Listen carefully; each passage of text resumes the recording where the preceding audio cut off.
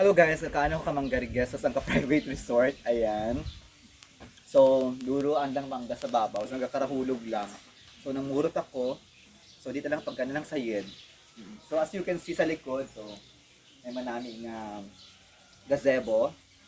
Ayan. Tapos, so, healthy gid ang environment because we are being surrounded by so many greeny plants. Ayan. And then, dami pa ang mga plants ang dado class. Ang mga plantita, ang tawa ninyo guys. This is actually expensive. Ang mga amo kaya klase ka, philodendron ba ang tawag dito? I don't know exactly kung amuri ah. So, amo man dya guys. Look at this. This one. Diba? Yung mga ganitong klaseng plantita, makikita mo sa surroundings. So, I guess it's expensive. Ayan. Pati ito.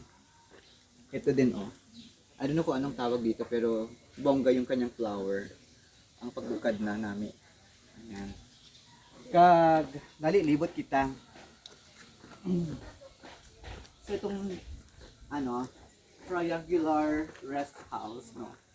So daw namin diyan karong kara mag-sleep, masaka ba na ako. Wala ko gyapon na buyan akin nga mangga. So namin dyan guys.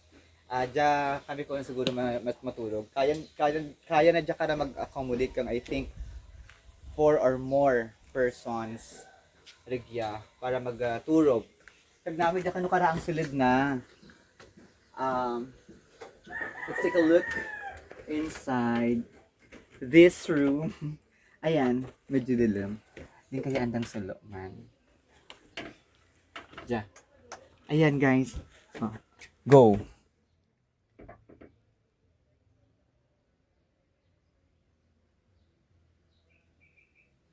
Oh guys, see? Lagi ako matulog, ikaw na lang ang kulang. Charis!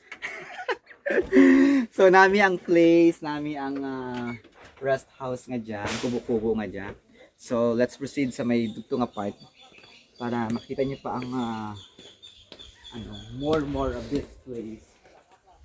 So nami man ang CR. Yeah guys, so gintour ako kay ni Madam Rigya. So, look at the CR itself, di ba? Class. Ayan.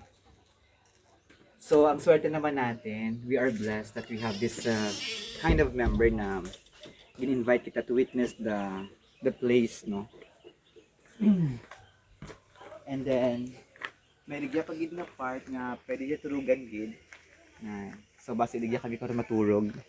Nami ka na guys. May duyan-duyan man sa may babaw. Ayan. O, diba? And may swing man sa darigya. May duyan-duyan man. So, basta duro. Duro kag, in other word, very beautiful, very relaxing ang place. So, a perfect place for relaxation is Assumpta Hills. Yan. Owned by one of my Zumba members.